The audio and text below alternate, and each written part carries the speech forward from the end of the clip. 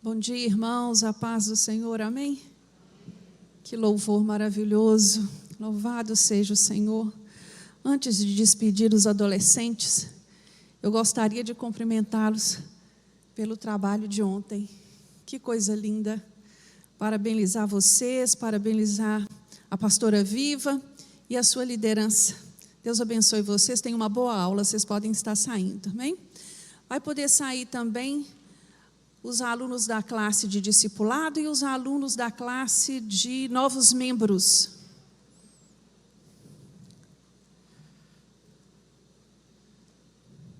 Estou procurando a Emília e o Nilton, eles estão aí?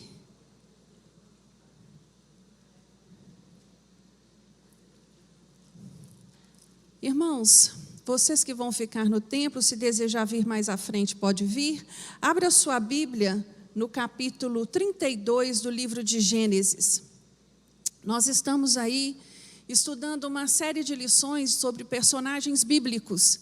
E esses personagens estão aí ilustrando o tema principal das nossas lições, que é sobre vida de oração.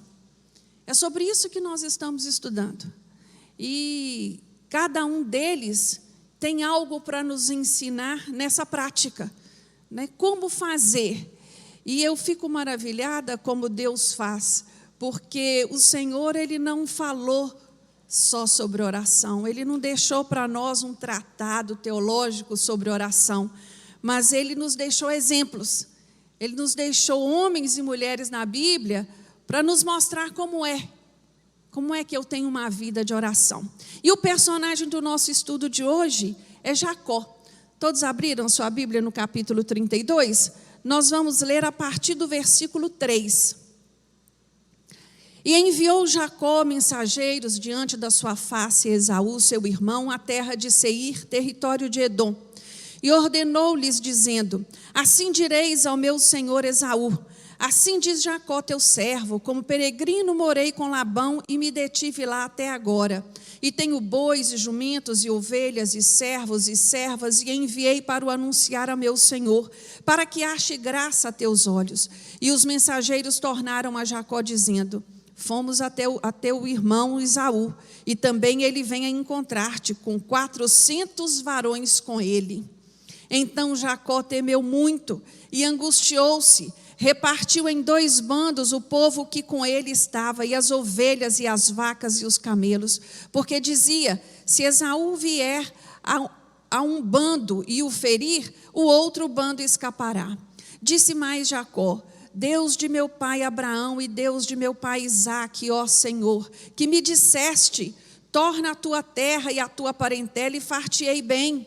Menor sou eu que todas as beneficências e que toda a fidelidade que tiveste com teu povo, porque com meu cajado passei este Jordão, e agora me tornei em 2 bandos. Livra-me, peço-te, da mão de meu irmão, da mão de Esaú, porque eu temo, para que porventura não venha e me fira, e a mãe com os filhos.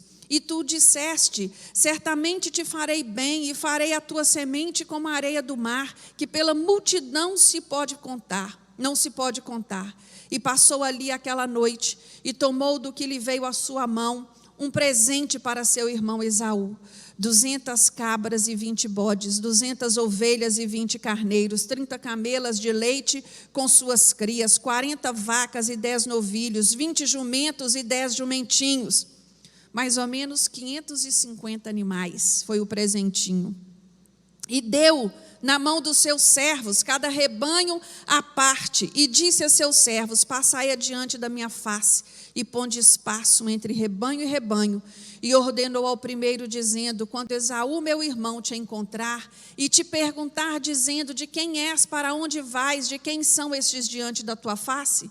Então dirás: são de teu servo Jacó, presente que envia a meu senhor e a Esaú, e eis que ele mesmo vem também atrás de nós. E ordenou também ao segundo e ao terceiro e a todos os que vinham atrás dos rebanhos, dizendo: conforme esta mesma palavra falareis a Esaú quando o achardes, e direis também: eis que o teu servo Jacó vem atrás de nós, porque dizia: eu o aplacarei com o presente que vai diante de mim, e depois verei a sua face, porventura aceitará a minha face. Assim passou o presente diante da sua face. Ele, porém, passou aquela noite no arraial.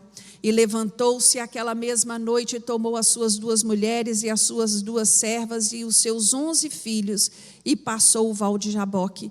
E tomou-os e fê-los passar o ribeiro, e fez passar tudo o que tinha. Jacó, porém, ficou só, e lutou com ele um varão, até que a alva subia. Amém. Feche os seus olhos. Vamos pedir ao Senhor que nos ajude nesta manhã. Nós já oramos, nós já louvamos, né? Já confessamos com os nossos lábios que entregamos tudo ao Senhor. E agora nós vamos entregar a nossa mente, em particular. Nós precisamos de entendimento, de inteligência, de discernimento da palavra de Deus, para que ela venha gerar fruto em nós. Senhor nosso Deus, nós queremos te agradecer. Agradecer, meu Deus, por todo o cuidado que o Senhor tem dispensado a nós. Meu Deus, que coisa boa é estar na tua casa nesta manhã. Que coisa boa é ter saúde para se levantar pela manhã e dizer: alegrei-me quando me disseram, vou à casa do Senhor. Oh Deus, obrigado. Obrigado porque temos esta porta aberta para nos receber. Temos esta porta aberta onde podemos juntos em comunhão cultuar ao Senhor. Por isso, meu Deus, eu te peço nesta manhã, fala conosco mais uma vez, como o Senhor tem feito todas as vezes que aqui adentramos. Ministra, Senhor, na nossa mente, ministra no nosso coração, nos dê inteligência, nos dê entendimento, tira de nós toda perturbação, toda preocupação, todo pensamento que não provém do Senhor. Prepara, meu Deus, esta terra que é o nosso coração, para receber a semente que o Senhor tem para plantar aqui hoje, nesta manhã. Meu Deus, eu te louvo por tamanho cuidado para com cada um de nós. E te peço também, meu Deus, por aqueles que estão nos assistindo, que por alguma razão não puderam estar aqui. Visita-os nesta hora. Tira deles, meu Deus, toda e qualquer distração, que eles possam te cultuar com toda pureza de coração e receber a sua porção nesta manhã. É o que oramos a ti no nome de Jesus. Amém. Amém. Hoje nós vamos observar a vida de Jacó. Jacó, ele teve uma vida de constantes lutas e a duras penas ele teve que aprender que as coisas erradas, elas exigem de nós reparação. Elas exigem de nós mudança. A volta à terra dos seus pais, que é o que especificamente esse texto que nós acabamos de ler trata, né? Ela foi marcada por experiências muito profundas, as quais nós vamos estar detalhando, né, mais à frente. Jacó, ele tinha um desejo de ser abençoado pelo Senhor, e esse desejo era algo muito maior do que as preocupações, do que a ansiedade, do que o temor. E ele vai deixar isso claro para nós, né, no decorrer da lição. Quando ele manda esses mensageiros avisar o seu irmão de que ele estava vindo, né, e ele estava de retorno, de regresso à sua casa natal, à sua terra natal, após 20 anos, né, vivendo fora, ele recebe a notícia que Esaú estava indo ao seu encontro com 400 homens. Ele pensou na hora, ele está vindo para me liquidar, né? Ele está vindo para me matar. E aí, é interessante nós fazermos assim uma retrospectiva bem pequena a respeito da vida de Jacó, para nós entendermos esses processamentos mentais de Jacó. Por que ele pensou assim? Né? O que o afligia, qual a aflição? Porque você há de convir comigo que a nossa história de vida, a nossa criação, as nossas experiências familiares, elas interferem diretamente nas nossas emoções diante dos problemas, diante das situações. Às vezes, por mais que eu ame a Jesus, existem raízes aqui dentro do meu cérebro tão profundas, que na hora que algo mais grave acontece, ou pelo menos eu penso que é mais grave, isso vem à tona, né? Isso vem florescer. E é preciso prestar atenção nestas coisas, né? Para a gente entender esse processo. Às vezes Jacó, ele é muito apedrejado, né? A sua vida regressa, ele teve atitudes muito condenáveis. Mas nós vamos ver um pouquinho aqui a respeito da vida dele. Jacó nasceu, quando ele nasceu, o seu pai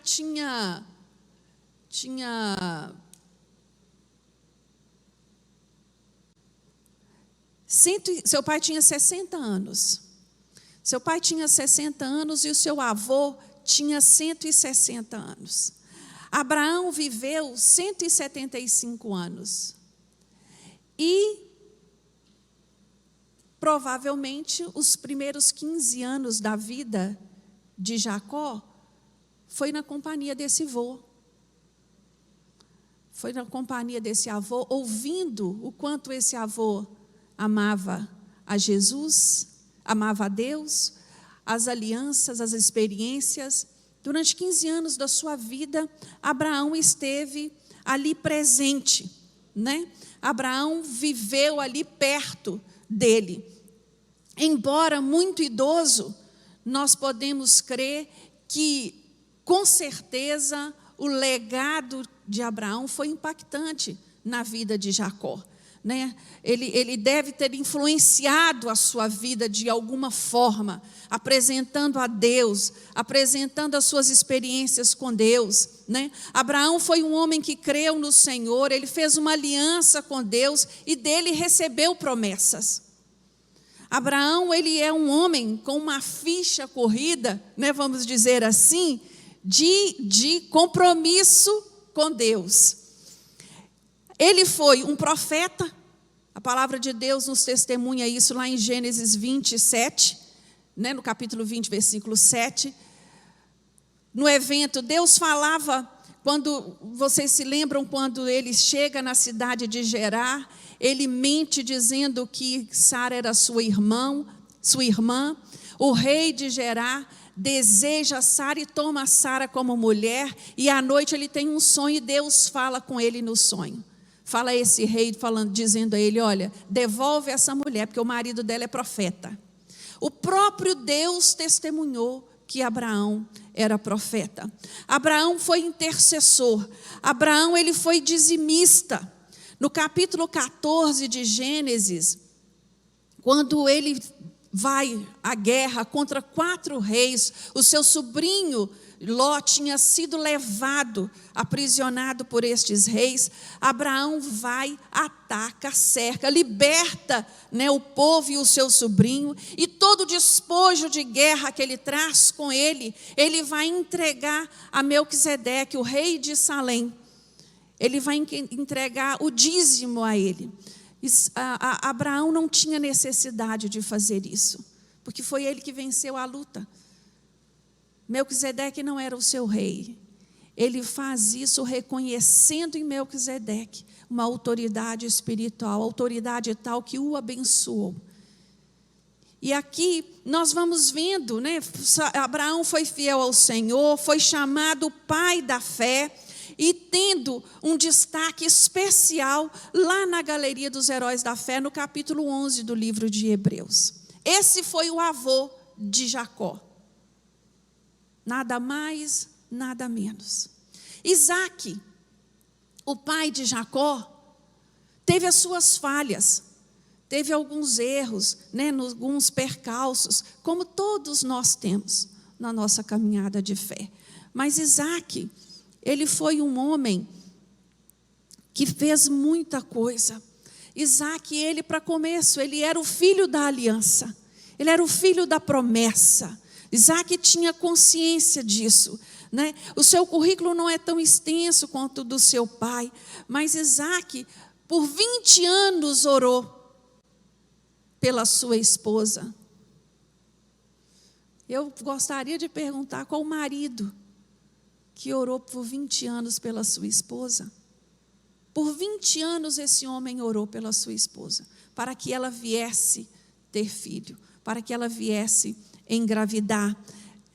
Ele era um homem que o Senhor falava com ele tinha intimidade com Deus, o Senhor o abençoava, o Senhor o prosperava. Isaac era homem pacificador. Eu gosto dessa qualidade quando a Bíblia fala assim de Isaac. Isaac era um homem pacificador. Oh, meus irmãos, como nós precisamos de homens pacificadores. Homens inteligentes emocionalmente, homens que não arrumam confusão por bobagem, homens que reconhecem que uma palavra branda, ela acalma o furor. Isaac era esse homem, e ele ia sempre adiante, ele abriu um poço, vinha aqui o povo, os inimigos tampavam o poço, ele falava, vou abrir outro. E ele foi ficando especialista nisso. Ele era um cavador de poços e um edificador de altares ao Senhor. O que significa edificar altares? Significa reconhecer o Deus da sua vida. Era isso que Isaac fazia. Isaac, por onde ele passava, ele deixava um marco dizendo, até aqui o Senhor me guardou. Até aqui o Senhor cuidou de mim, até aqui o Senhor tem me sustentado, até aqui o Senhor tem me direcionado. Jacó cresceu nesse ambiente, só que nascem os filhos gêmeos, e desde o ventre da mãe já tem ali um atrito, já tem ali um problema. E quando essas crianças nascem, esses dois meninos, à medida que eles vão crescendo, surge um problema nessa família muito sério e muito grave, que todo pai e mãe deve evitar. Surge ali a predileção. Jacó amava mais Esaú e Rebeca amava mais Isaac.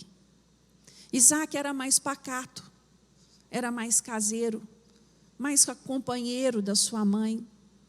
Jacó não, Esaú não. Esaú era caçador, Esaú era destemido, e aquilo enchia o pai de orgulho. Então, dentro desse contexto familiar, se levanta uma roteirista, hábil nas trapaças, Rebeca. Rebeca, ela vai empenhar tanto esforço, tanta imaginação, tanta criatividade para colocar Isaac para receber a bênção da primogenitura. O primeiro ato assim no teatro da vida de Jacó foi qual? Trapacear seu irmão e fazê-lo vender a primogenitura a troco de um prato de sopa de lentilha. O segundo ato foi mais grave. Ele teve que se disfarçar de Esaú. Então Rebeca prepara tudo. Prepara uma pele, enrola no braço dele. Olha isso aí, irmãos, que coisa grave, que coisa séria. E aí Jacó passa por Esaú, recebe esta bênção, né? E aí se instala nessa família a maior crise de todas. Esaú, quando fica sabendo, o ameaça de morte e diz que não ia descansar enquanto matasse. Essa é a pequena síntese da vida de Jacó, da vida pregressa de Jacó. E Jacó tem que fugir. Jacó tem que fugir. E agora aqui no capítulo 32 ele está de retorno. Ele está de retorno após 20 anos. Durante esses 20 anos sua mãe faleceu. E ele não teve oportunidade de se despedir, não teve oportunidade de ver, não teve oportunidade de estar com ela. Isso é o preço, um dos preços pagos por um erro tão grave, do qual eles compactuaram em enganar Jacó. Rebeca, ela não acreditou na promessa que o Senhor fez a ela, lá quando ela engravidou, que o mais velho iria servir ao mais novo. Ela não precisava dessas artimanhas, mas, coitada de Rebeca, eu entendo Rebeca.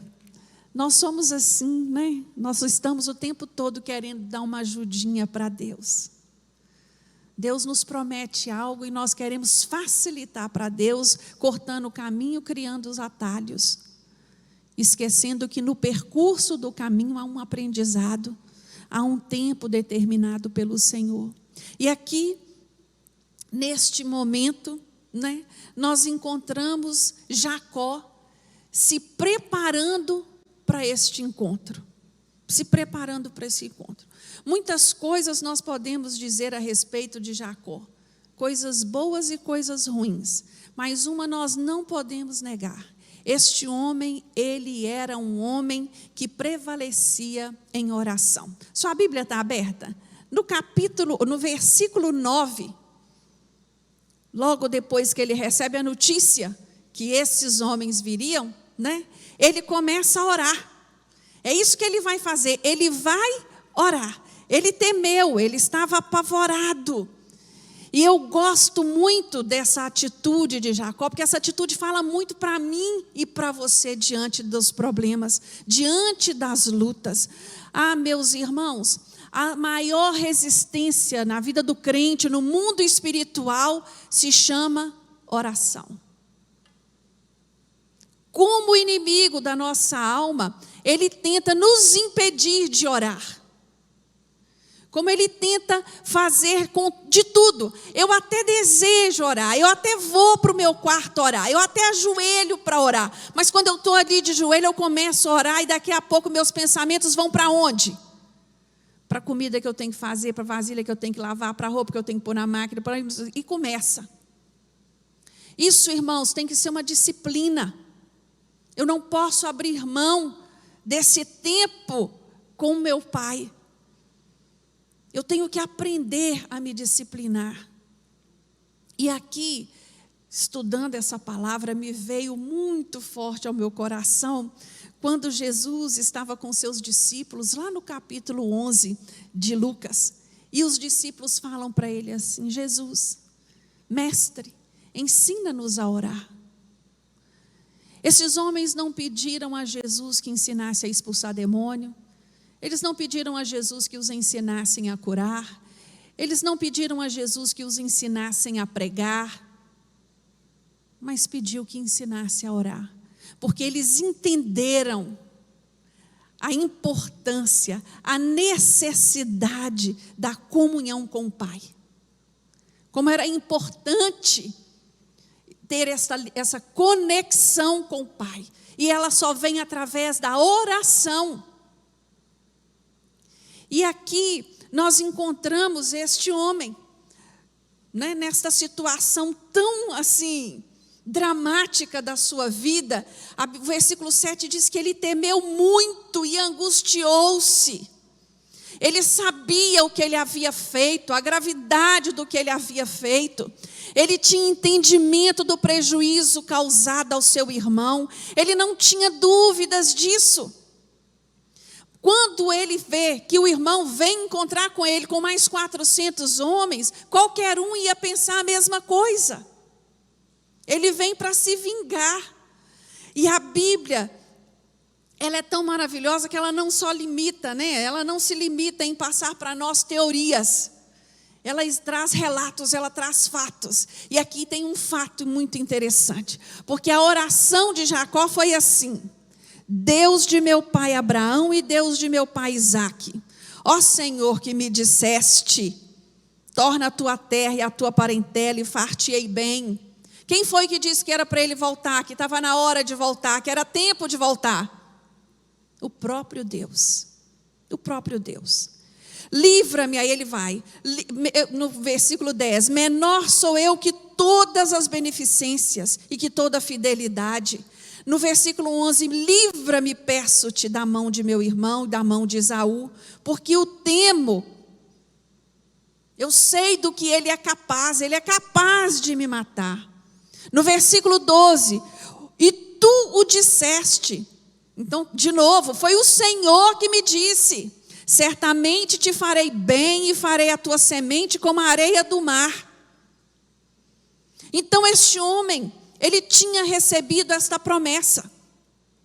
Deus tinha falado com ele: pode ir que eu vou cuidar de todas as coisas. Mas ele temeu, e não temeu pouco. E ele ora, e ele apresenta para Deus uma oração persistente. Para mim, essa é a essência da oração de Jacó. É o que Jacó tem para nos ensinar nesta manhã. Ser persistente em orar. Foi isso que Jacó fez. Jacó, em outras palavras, ele estava dizendo para Deus assim: olha, Senhor, foi o Senhor que me disse para voltar para casa. Foi o Senhor que falou que eu podia vir, que eu estaria em segurança, que o Senhor ia me fazer bem. E agora, olha o que está vindo à minha direção. O meu irmão com mais 400 homens. Eu vejo Jacó fazendo algo muito interessante. Ele toma as promessas que Deus fez a ele e apresenta de volta para Deus. É isso que ele faz. Há um homem de uma vida, de um exemplo maravilhoso, um grande homem de Deus do século passado, George Miller. Ele diz algo muito interessante. Ele fala assim, olha, nas orações, a respeito de oração: tomo as promessas da palavra de Deus e argumento sobre elas com o Senhor, não para convencê-lo de alguma coisa, mas para convencer a mim mesmo. Nós não temos que convencer a Deus de nada, mas às vezes nós esquecemos das promessas do Senhor para nós, não esquecemos? O Senhor me diz que eu sou mais do que vencedor em Cristo Jesus.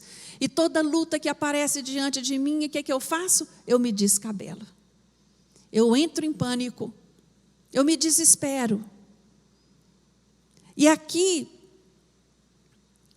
o que Jacó está dizendo, né, e nos ensinando nesta oração, é que quando nós repetimos as promessas que o Senhor nos faz, seja em pensamento, seja em oração, promessas tão graciosas a nosso respeito, promessas de saúde, de sustento, de paz, de salvação, de entendimento, de direção, não é? Eu lembro a mim mesmo sobre elas. Eu vou trazendo à minha memória aquilo que me dá esperança. E o que me dá esperança é a palavra do Senhor. Por isso é tão vital para a vida do crente estudar a Bíblia, conhecer a palavra de Deus. Eu, pouco antes do culto, eu estava conversando com um irmão sobre isso, a diferença entre ler a palavra e estudar a palavra. Você concorda que é diferente? É diferente. Quando eu estudo a palavra de Deus, eu me aprofundo nos detalhes, nas entrelinhas. E quando nós oramos as promessas que o Senhor tem aqui, na sua palavra, para a nossa vida, nós vamos falando a nós mesmos: olha, alma, lembra que foi o Senhor que te prometeu. Lembra que o Senhor te prometeu que você e a sua casa serviriam a Ele, mesmo quando as coisas parecem desordenadas. Lembra que o Senhor te prometeu que um justo não passa falta de nada, então não desespere. Lembra que o Senhor diz na sua palavra que Ele levou sobre si todas as suas dores e as suas pisaduras. Vocês estão entendendo, irmãos, o que eu quero dizer? Quando eu oro as promessas de Deus a meu respeito, eu não estou lembrando Deus, mas eu estou lembrando a mim. E é importante que eu traga na minha memória essa lembrança constantemente, diante das dificuldades. A palavra de Deus nos fala, lá em Mateus 7:7, pedi e dar-se-vos-á, buscai e encontrareis, batei e abrir-se-vos-á. Eu gosto demais desses 3 verbos seguidos, porque eles falam de quê? Persistência. Eu busquei, eu pedi, mas eu ainda não recebi. Então eu vou fazer o quê? Vou continuar buscando. Eu estou buscando, mas eu não encontrei ainda. Eu vou então bater a porta. Isso é vida de oração. Não pense você que você ora uma vez, 2 vezes e pronto. Não. Existem promessas que precisam de um tempo maior de busca, de oração, de intercessão. Existem umas que são mais rápidas, mas outras não. E assim nós vamos, orando, entendendo que nesse caminho eu vou aprendendo. Durante este caminho de oração persistente, eu vou sendo lapidada. Durante este caminho de oração persistente, eu vou sendo tratada. Eu vou sendo curada. O maior problema durante o período da oração não é o que eu estou pedindo, é o que está aqui dentro. Precisa ter lugar para ser cuidado e ser tratado. É somente quando persistimos em oração que somos capazes de receber o que Deus tem para nós. Somente. Sem perseverança, não há. Após Jacó orar, ele toma 2 atitudes. É interessante, eu fico olhando assim, né, como a Bíblia retrata a humanidade destes personagens. Jacó foi o patriarca. Jacó foi o pai das 12 tribos. Esse homem não era qualquer um, mas olha a humanidade dele gritando aí. Depois de orar, de lembrar para ele mesmo a promessa de Deus, ele toma 2 atitudes. Primeira delas, vou dividir o meu povo. Vou dividir em 2 grupos. Um vai para um lado, outro vai para o outro, enquanto Esaú se preocupa em matar um grupo, o outro grupo prevalece, escapa. Depois de pensar em dividir o grupo, né? Ele está lá no versículo 8. Depois de dividir o grupo, ele fala assim: eu vou enviar presentes. Eu vou enviar o presente para o meu irmão. Quem sabe os presentes aplacam a ira. E eu gostaria de deixar muito claro para você que está no templo e aqui você que está nos assistindo, que em nenhum momento esse presente tinha a conexão, o sentido de suborno. Em nenhum momento Jacó pensou numa forma de subornar o seu irmão. Ele pensou em compensar, ele pensou em pedir perdão, ele pensou em reconhecer o dano causado. E quando ele manda esses 550 animais, ele manda numa fila. Um vai na frente, dá um espaço, depois vai outro, dá um espaço, depois vai outro, e todos vão repetir a mesma fala. Todos vão dizer a mesma coisa, né? Eles vão dizer o quê? Quando Esaú perguntar: a quem pertence? Para onde vai e de quem é todo este rebanho? Você vai responder: é do teu servo Jacó. É um presente para o meu senhor Esaú. E ele mesmo está vindo atrás de nós.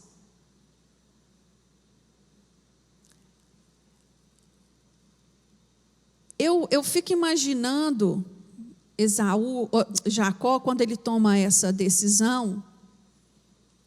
Eu sinceramente acredito que o Senhor inspirou ele, né, a tomar essa atitude, porque você pode estar perguntando, né, a si mesmo: presente aplaca a ira de alguém?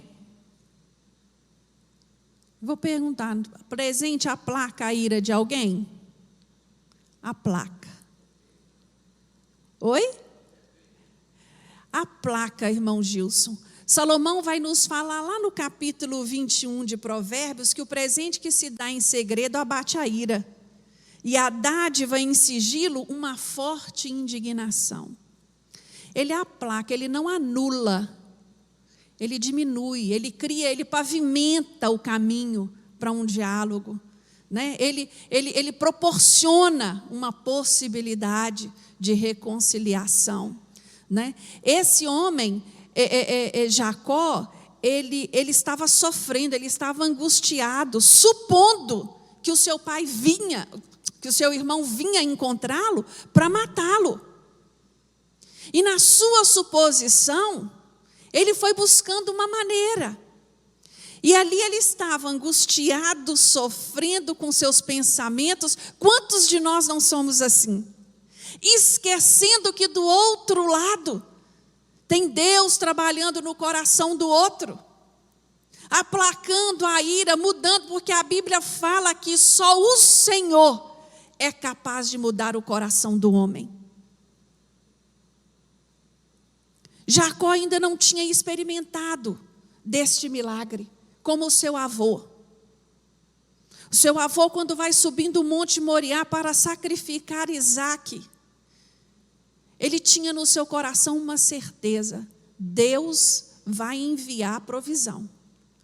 Ou ele vai ressuscitar Isaque depois, isso são coisas que eu penso, pela atitude dele.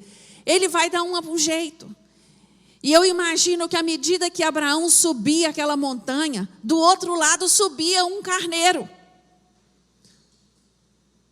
A provisão já havia sido feita, já havia sido tomada. Abraão estava num teste. A mesma coisa era Jacó. A provisão já havia sido feita. Deus já tinha trabalhado no coração de Esaú. Se nós continuarmos essa leitura, nós vamos ver o encontro, como foi lindo. Mas Jacó não sabia, e ele não tinha ainda confiança plena na ação de Deus. Então ele busca uma solução, ele busca uma atitude, e a atitude dele não está totalmente errada. Porque é certo sim, quando nós defraudamos, quando nós erramos com o nosso irmão, quando nós prejudicamos alguém, a maneira de demonstrar arrependimento é o quê? É ressarcindo. É fazendo diferente. Não adianta só pedir desculpa. As ações têm que dizer o contrário. As ações têm que confirmar o arrependimento. E era isso que Jacó estava fazendo. Jacó estava dizendo para o seu irmão: me perdoe. Me perdoe. Eu prosperei aonde eu estava. Tudo que eu tenho é seu, se você desejar. Eu assim, quando ele fala, né, aqui em dar um presente, mandar um presente para o seu irmão Esaú, ele ensina muito a mim e a você, né? Se nós tivermos alguma questão familiar mal resolvida, alguma situação pendente, seja com um irmão, com alguém, dê um presente. Dê um presente. Mas não espere essas questões para presentear. Presenteie sempre quando tiver desejo. Presente aqui é uma forma material a qual ele estava oferecendo, porque o dano era material. Mas presente não é só isso. Tem muitas maneiras de presentear alguém, né? De ser generoso com alguém. Oferecendo o seu tempo, oferecendo o seu carinho, oferecendo a sua amizade, a sua solidariedade, oferecendo a sua mão estendida, oferecendo o seu ouvido. Seja generoso com aquele que precisa. Plante sempre uma semente de generosidade, por onde você passar. Você vai ver que a sua vida vai ser muito mais feliz. Não foi esse o segredo ensinado a nós domingo passado à noite? O legado da generosidade. Você quer ser feliz? Seja generoso. Então aqui, voltando ao nosso assunto, Jacó tomou todas as providências, mandou os presentes, mandou tudo, dividiu os grupos, fez todo mundo passar pelo val de Jaboque, né? Que eu gostaria de trazer essa informação, só para acrescentar o nosso conhecimento. O val é um trecho do rio raso, onde se dá para atravessar a pé, onde os animais podem atravessar. E naquela época, os viajantes, eles precisavam buscar estes lugares para a sua viagem prosseguir. Então, esse caminho, provavelmente, deve ter sido o mesmo caminho que Abraão fez para chegar a Canaã, porque Jacó já estava perto, Jacó não estava longe. E ele atravessa os grupos, né, por esse val, nesse vale, no vale de Jaboque, e distribui, né, o seu povo em dois. Ele reparte o seu povo em dois. E depois que isso acontece, depois que os presentes saem em tudo, a Bíblia nos fala no versículo 24 que Jacó ficou sozinho. Jacó ficou sozinho. Era noite já, e Jacó estava ali só. Irmãos, existem lutas na nossa vida que nós vamos enfrentar sozinhos. Sozinhos. Nós temos a colaboração dos irmãos, nós temos a oração de intercessão dos irmãos, nós temos a palavra de apoio, mas à noite, a hora que mais dói, a hora que o negócio fica estreito, você vai estar sozinho. Você vai estar sozinho. E aí é a hora de perseverar em oração. Aí é a hora mesmo de batalhar. E o mais lindo que acontece neste lugar, né, no val de Jaboque, depois do versículo 24, quando diz que Jacó, porém, ficou só, e ali ele lutou com ele, e lutou com ele um varão, até que a alva subia. Lá em Oséias, no capítulo 12, no versículo 3 e 4, vai dizer com quem Jacó lutou. Vai responder assim a nossa pergunta: no ventre de sua mãe, segurou no calcanhar de seu irmão, a fim de suplantá-lo. Mais tarde, como homem, lutou com Deus, e lutou com o anjo, e recebeu vitória, chorou e suplicou o seu favor. Em Betel encontrou a Deus, e ali conversou com ele. Com quem Jacó lutou? Com o anjo. Com o anjo do Senhor. Foi um tempo de batalha.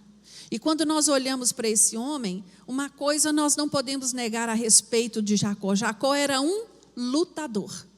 Jacó não fugia das suas lutas. Ele lutou com seu irmão, ele lutou com seu pai para receber a bênção, ele lutou com Labão. Quando eu falo em luta aqui, nós não estamos falando de luta corporal, né? Nós estamos falando da luta com a resistência que ele tinha, né, na sua frente.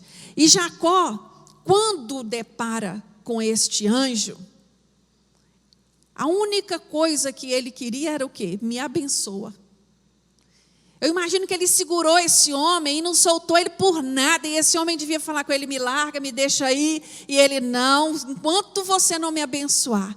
Jacó tinha noção, ele tinha entendimento do valor da bênção de Deus. Coisa que falta a muitos de nós. Não tem nada mais precioso na vida do crente do que a bênção do Senhor. Olhamos para tantas coisas que nós queremos, que nós desejamos,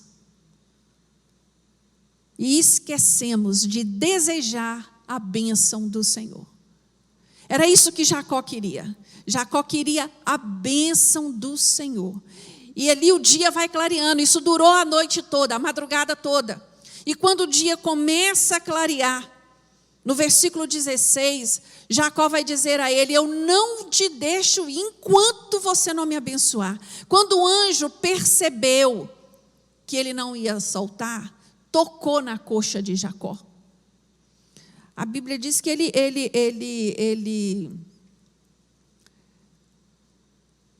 tocou na junta da coxa, provavelmente no quadril. Vocês podem imaginar a dor que esse homem deve ter sentido ali, naquela hora? Quando isso desandou, sei lá de que forma. Um nervinho ciático inflamado, dói para lá. Imagina uma junta desencontrada ali, machucada ali. E mesmo assim, ele persistiu.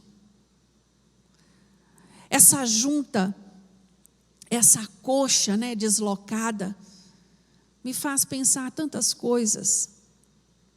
Às vezes nós estamos ali buscando a bênção de Deus, né, louvando ao Senhor, em comunhão. Daí a pouco vem um problema. Minha empresa fale. Meu cônjuge adoece. Meu filho traz um problema.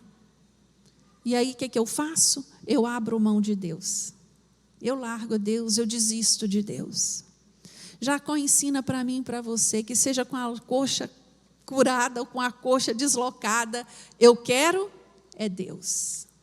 É isso que Jacó está falando para mim e para você nessa manhã. Eu quero é Deus. E ali, essa luta, né, essa perseverança em buscar a bênção de Deus, Jacó tem a sua vida transformada. A transformação na vida de Jacó, ela foi tão plena e profunda, que o nome dele foi trocado. A partir deste encontro, ele deixou de se chamar Jacó, para se chamar Israel. Ah, meus irmãos, como nós devemos desejar encontrar o Senhor assim. Estar face a face com Ele. Buscá-lo a todo tempo. Buscar a sua presença. Confiar nas suas promessas. Estar ali abraçado com o Senhor, se sentindo guardado por Ele, sem duvidar nenhum instante, mesmo diante das tempestades, diante das dificuldades. Como nós cantamos aqui, elas existem e elas vêm, mas o Senhor nos leva a andar acima delas, acima delas. E quando nós continuamos a leitura desse texto, no capítulo 33, Jacó vai se encontrar com seu irmão. Agora, Jacó vai mancando, vai apoiado numa bengala, ele não conseguia, no cajado, ele não conseguia mais andar, né, ereto. E quando ele se encontra com o seu irmão, quando ele avista, né, Esaú e os seus 400 homens, ele se inclina a Esaú. E a Bíblia diz que Esaú sai correndo para encontrar com Jacó. Olha que encontro mais lindo. Esse encontro me lembra, sabe qual encontro que a Bíblia retrata? Do filho pródigo. Quando o pai sai correndo para encontrar com o filho pródigo, só com uma diferença muito grande. O filho pródigo saiu rico e voltou pobre. Jacó saiu só com um cajado e voltou muito rico. Mas aqui é um encontro de perdão. Um encontro de amor. Esaú, quando vê o seu irmão, corre ao encontro dele e o abraça. Foram os presentes que aplacaram o coração dele, a ira dele? Não, irmãos. Deus já vinha trabalhando no coração de Esaú para perdoar Jacó. Quando Deus disse para Jacó: volta que eu vou te fazer bem, volta que eu te guardarei, volta que você vai estar bem. Deus já estava trabalhando. Jacó não podia perceber isso, porque somos limitados, nós não somos capazes de perceber, não é verdade? Nós não somos. a luta, o problema está à nossa frente, nós nos consumimos, nós nos desgastamos emocionalmente, para quando chegamos lá, ser surpreendido pela solução que o Senhor tem. Uma solução que Ele já vinha trabalhando a nosso favor. Foi isso que aconteceu aqui. Jacó não percebeu, ele não sabia, mas ele experimentou, né, do milagre de Deus. Deus transformou a sua situação. Deus mudou o seu nome. E é lindo quando o anjo fala com ele no versículo 27. E disse-lhe: qual é o teu nome? E ele disse, Jacó. O anjo perguntou para ele. Então disse: não se chamará mais o teu nome Jacó. Versículo 28. Mas Israel, pois como príncipe lutaste com Deus e com os homens e prevalecestes. A história de vida de Jacó era de luta. Uma luta atrás da outra. E aqui ele recebe o selo de Deus na sua vida. Troca a situação, muda a história. Se antes o nome era um nome pejorativo, era um nome que dava a ideia de alguém trapaceiro, era um nome de alguém usurpador, aqui não. Aqui o nome é mudado para Israel. Agora a história foi mudada, foi transformada. Jacó, ele ensina para mim e para você nessa luta com o anjo, a ousadia na oração que nós devemos ter. Essa ousadia na oração, irmãos, não passa por essa teoria que muitos têm aí ensinado. Eu determino para Deus. Ninguém determina nada. Viu? Ninguém determina nada para Deus. Ousadia na oração é prevalecer orando. É prevalecer orando. É a convicção de que aquele que prometeu é fiel para cumprir. Independente. Eu estou olhando, não vejo nada. Não consigo ver nada, não vejo uma mudança, não vejo uma transformação, mas eu creio que vai acontecer. Porque quem me prometeu não é homem para mentir. Quem me prometeu não me engana, não volta atrás, ele é fiel para cumprir. Vocês estão entendendo? Ousadia na oração é prevalecer ali orando e buscando, esperando. Isaac orou 20 anos para que a sua esposa pudesse ter um filho. Isso é ousadia na oração. Não orou 1 ano, 2 anos, 3 anos, quer saber? Eu vou desistir. Não, isso não é da vontade de Deus para mim, não. Mas havia uma promessa. Como essa vontade não é para mim, se Deus prometeu que você seria pai de nações? Às vezes oramos para alguém da nossa família, de dentro de casa, o núcleo familiar, e nós começamos a falar com Deus: Deus, isso eu já estou para desistir, esse aí não muda não, esse caso está perdido. Mas como? Se Deus fala para mim na sua palavra que eu e a minha casa serviremos a Ele. Ousadia na oração. Jacó, ele reconhece na sua oração a sua impotência. Ele reconhece que ele era o menor de todos. Lá no versículo 10.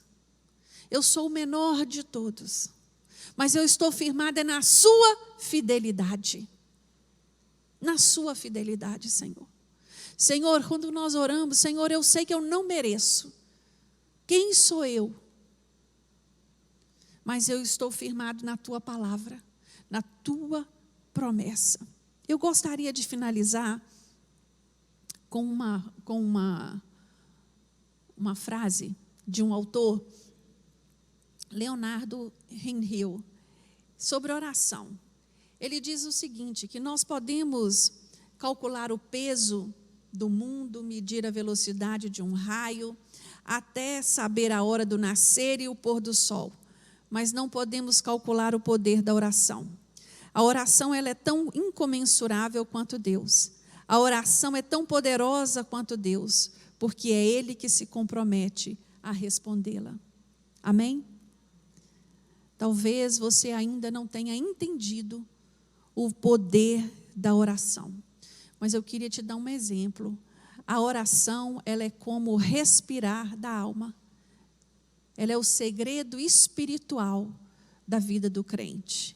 Nenhum outro meio pode substituí-la. Todos nós devemos desenvolver e nos comprometer com a oração, porque a oração é a saúde da alma. É a saúde da alma. Se nós fôssemos olhar para o nosso coração e os nossos músculos espirituais, ela é o principal suplemento para você ser um crente forte, um crente fortalecido. É a oração. Você negligencia o exercício da oração, ou se dedica, mais ou menos, conforme lhe parecer e ser conveniente, você perderá a sua firmeza com Deus. É a oração que nos diferencia nessa caminhada com o Senhor. Não é só conhecer a palavra de Deus. Conhecer a palavra de Deus, tem tantos homens, cultos que conhecem a Bíblia, podem citar passagens bíblicas, mas nenhum deles vivenciam o poder de Deus na sua vida, porque não tem vida de oração, não tem comunhão. Que você possa, meu irmão, minha irmã, valorizar cada dia mais a sua vida de oração com o Senhor. Vamos ficar de pé?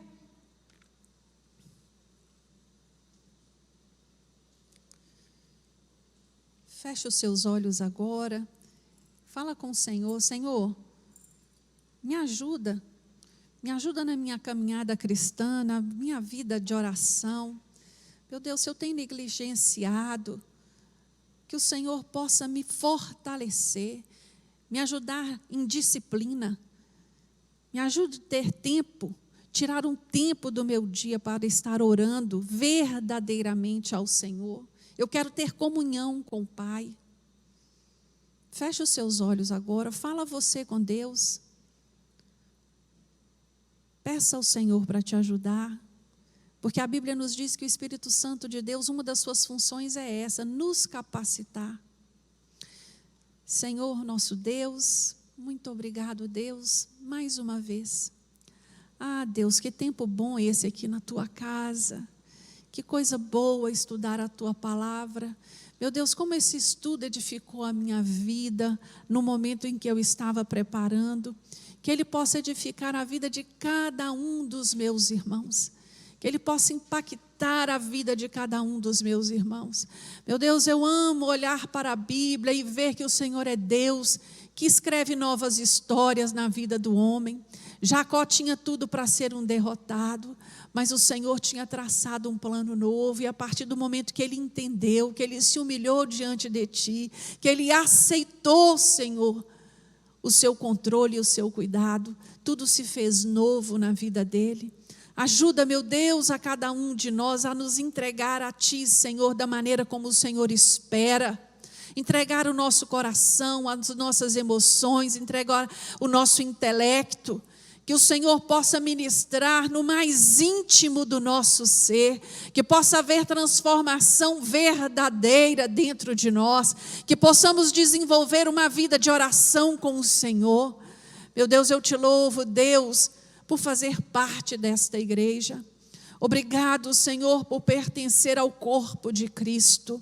Obrigado, meu Deus, porque o Senhor tem nos dado entendimento do poder que há na oração, da necessidade que há em orar. Por isso, meu Deus, se tem alguém aqui, ou nos escutando nesta hora, que não tem sentido ainda, não tem entendido ainda o valor de uma vida de oração, que o Senhor possa despertá-lo nesta noite, nesta manhã. Meu Deus, seja criança, seja adulto, seja adolescente, seja jovem, independente da idade, que nós possamos ser marcados por uma vida de oração. É o que eu te peço no nome de Jesus. Amém.